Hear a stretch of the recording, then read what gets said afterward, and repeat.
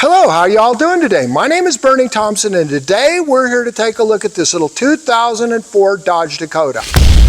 Wow, did you guys hear that? Yes, that's a cannon. A parts cannon has gone off on this car. Holy moly. Another shop has brought it to this shop. They've done a lot of work to this car, and they say it can't be fixed. Our problem is it's got a poor quality idle. That's what we're here to look at, a poor quality idle. So what's been done to the car? The other shop has put 2 PCMs on this vehicle, coils, spark plugs.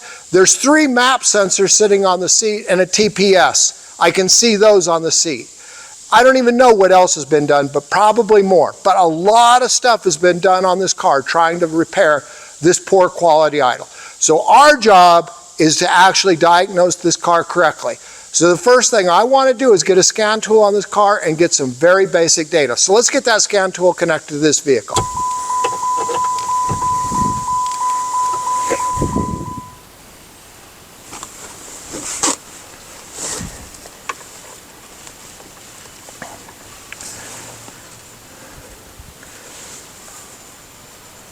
Okay, so we got the vehicle brought up now.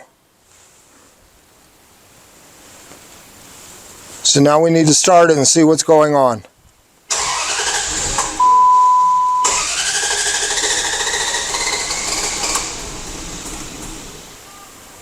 You say it runs bad, all right.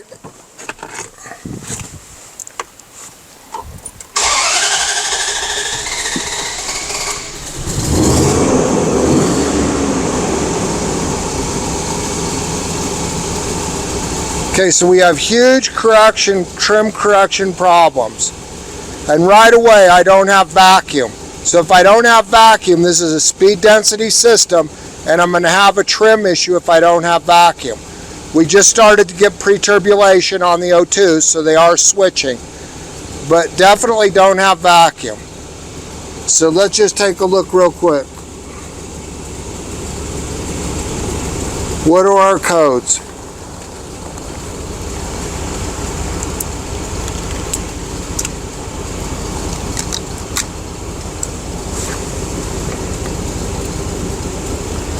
Manifold absolute pressure sensor, post-cat converter. Yeah, without vacuum, the engine thinks it's under a load, so the computer's gonna add a bunch of fuel. And the computer's trying to take the fuel away, I think, but we don't know that yet. Let's go over here to digital. Okay, so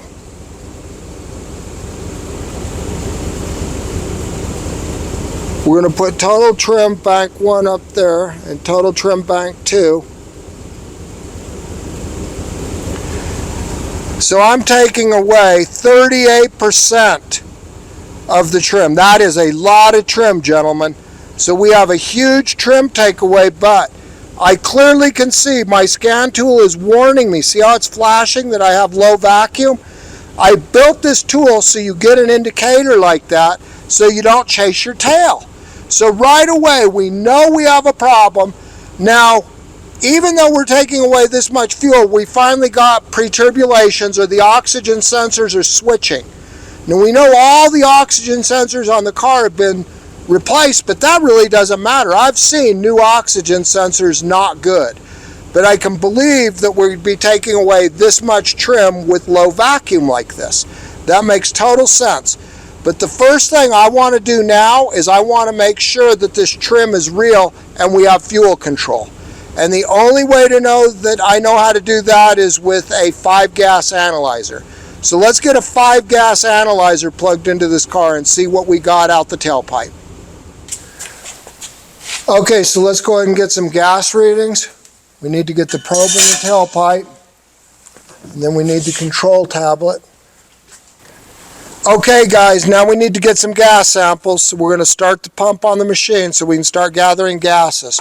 We want to start the car.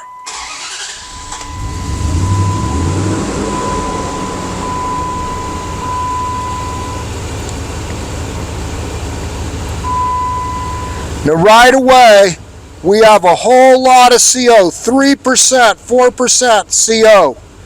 The CO is an indication of being too rich. That's telling me I don't have enough oxygen to make CO2. See how I went to 0 oxygen? Well, that's no oxygen at all, and I don't have enough oxygen to continue to make CO2. Oxygen will always combine with carbon to make CO2. It won't make CO unless there's no oxygen. So this shows I'm very rich right here. I've got high HCs, I've got high CO, and I've got low CO2. If this was running right, this would be in the 15s, 15.5, and I would have some oxygen.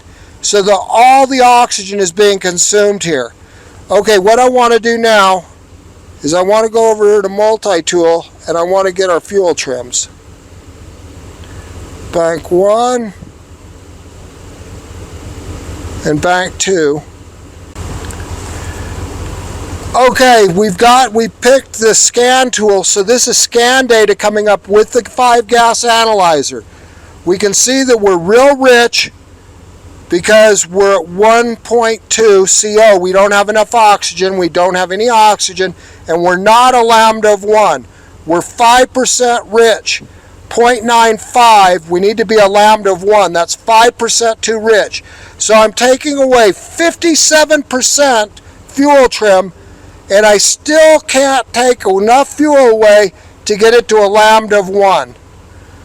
And my CO shows my combustion efficiency is low.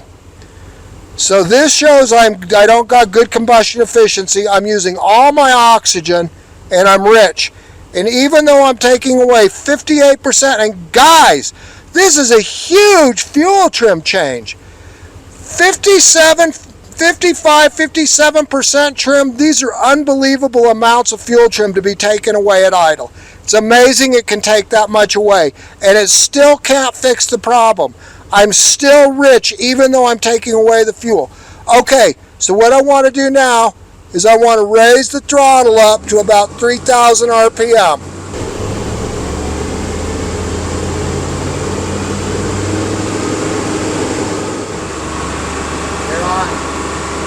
Okay guys, I've got the RPM at 3,000 RPM. My HC is way down. My CO is way down. My CO2 is way up. My trim is way down. And I have a lambda of 1. Now if I have a lambda of 1, I'm only taking away 25% right now at basically 3,000 RPM. So if I raise the RPM, I have fuel control. And my trim got way better. And I've got better combustion efficiency. And I'm not just totally rich right now. So I can control my fuel if I raise the RPM. Now if I had a cam out of time, the valves would still be opening at the wrong time, and I couldn't do this. This isn't a cam timing problem. I believe that this is an EGR. By these numbers, this looks more like an EGR to me. So let's go check that EGR and see what's going on with the EGR, because I do not think that this is cam timing like I first did when we first started this thing. Let's go look at the EGR. Okay guys, the EGR is electronically controlled. So I went and got an enhanced scan tool. So the first thing I want to do is let's just see what codes the enhanced scan tool has. Okay, manifold pressure, throttle position, correlation. It's just saying the throttle doesn't match the vacuum. That's what that code is saying basically. That's why they've put 3 map sensors on this car, and I see them on the seat over here. Okay, and we're rich, downstream rich, and downstream rich on bank 1 and bank 2. And obviously if we don't have any vacuum, this is a speed density system, so that's telling the computer we're under a load. And it's going to start to dump fuel to the engine because it thinks it's under a load. And then the trim's got to take it back out. Okay, so now what we want to do is we want to go get the data.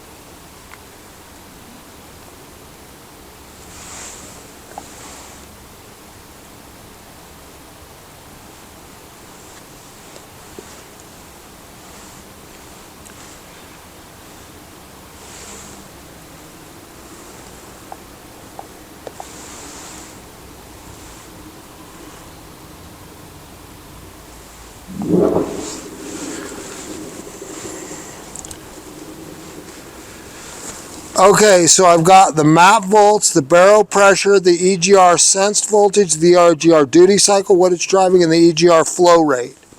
So let's start this thing up and see what we get.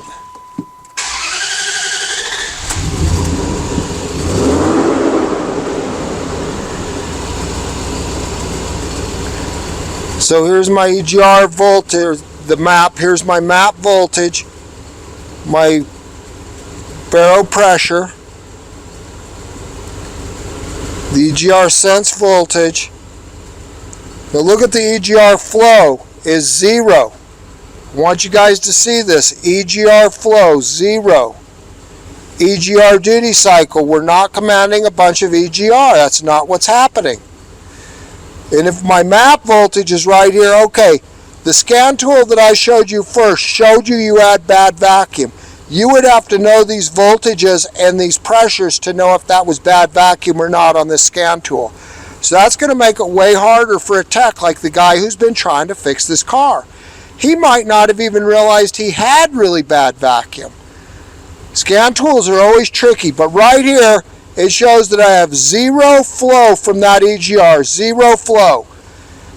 Okay, I want to go check the EGR because I don't believe the scan tool data. I think it's incorrect. Let's go check the EGR. Let me show you a trick. Okay guys, this is the EGR tube right here below this horn. This is it right here. And this is the EGR connector right underneath here, but this is the EGR tube. So I want to show you a great trick, guys. This is a really good trick. I'm going to use my FLIR infrared gun.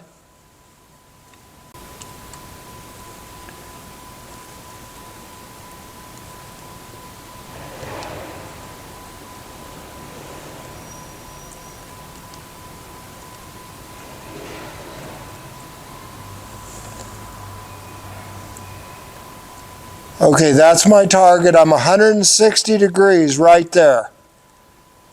So that's the EGR tube, 166, 150. Okay, go start it up.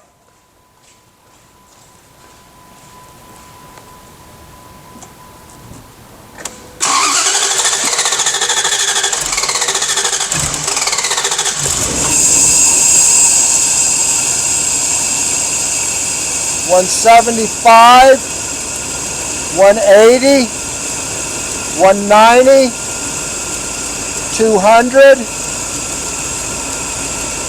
$200. Okay guys, the tube got hot right away. The EGR is flowing. I don't care what the scan tool says, that EGR is flowing hot exhaust gas back into the intake. 231, 250, 262, 261, 269. Okay, the EGR is positively flowing EGR through it, or it could never heat up that fast. Okay, so we've just proven that the EGR is open and flowing gases into the intake manifold.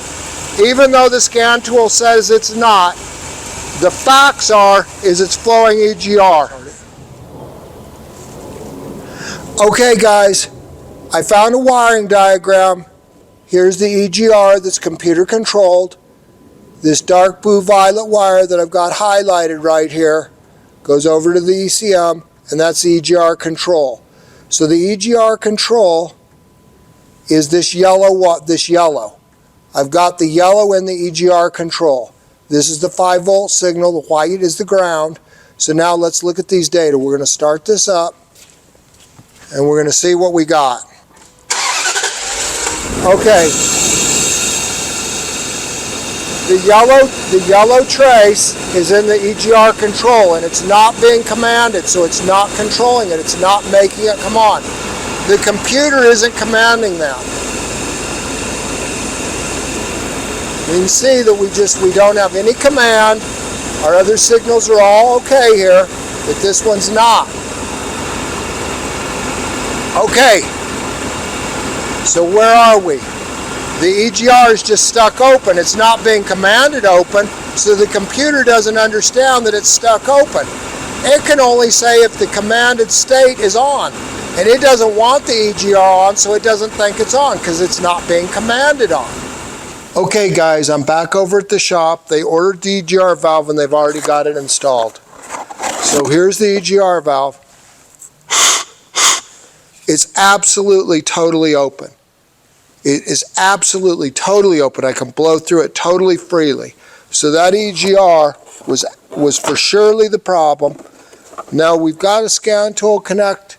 Let's look at the vacuum. Let's look at some trims. Let's look at some exhaust gases. So let's go ahead and do that.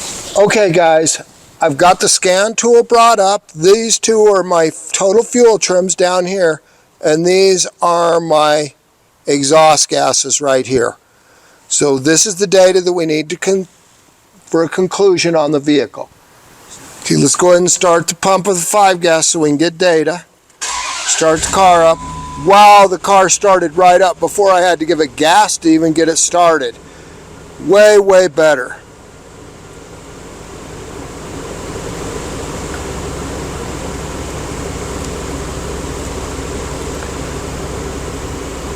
So the AC is way lower, the CO is way lower, and the CO2 is way higher, and I've got a lambda of 1. CO is way low and I've got a lambda of 1. So these gases look right to me now. And look at my trims, they're basically 6% or so, not 25%. Let's go take a look at the scan data. Okay, scan data. Okay, engine vacuum, it's okay, it's not flashing. I got 16 inches. And 16 inches of vacuum for me at a mile high, that's what I expect. So we got pre-turbulations on the O2 sensors.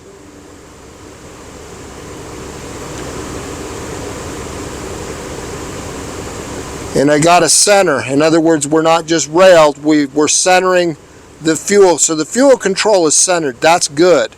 And I got good vacuum. Okay guys, this car is fixed.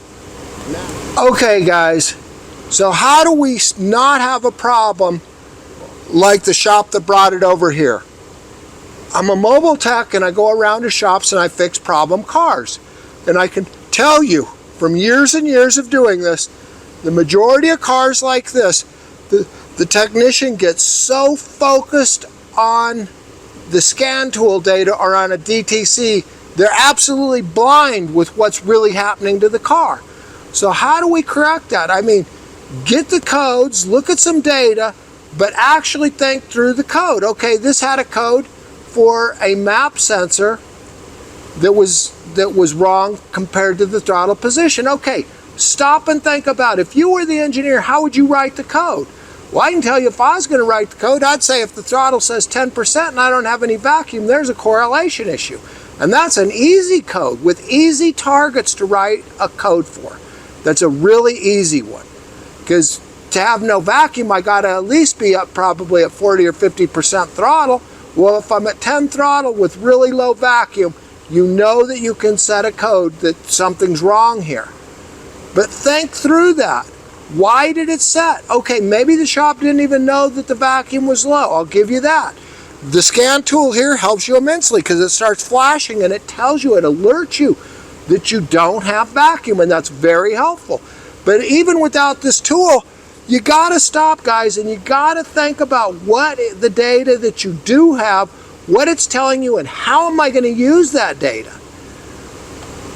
Really think about what the problem is. Okay, so I got no vacuum. Okay, right away I can think of 2 things that give me no vacuum. I can think the cam timing is off and gives me a rough running, and I can think that the EGR is stuck open and it gives me no vacuum. And that's what an EGR is supposed to do, is drop vacuum, so you don't have suction throttling loss. Wow, really? Okay, it's doing what it should, except it got stuck open. And everybody expects the program to know that that's stuck open. But the code might never be written in the car to troubleshoot a problem like that. The code is only there to tell you that there's a correlation problem between the throttle and the map sensor. It's not telling you that those sensors are bad, it's telling you that something's not right. So you got to stop and think about that. Okay, so now, if I've got a low vacuum, I think cam timing could be out or an EGR.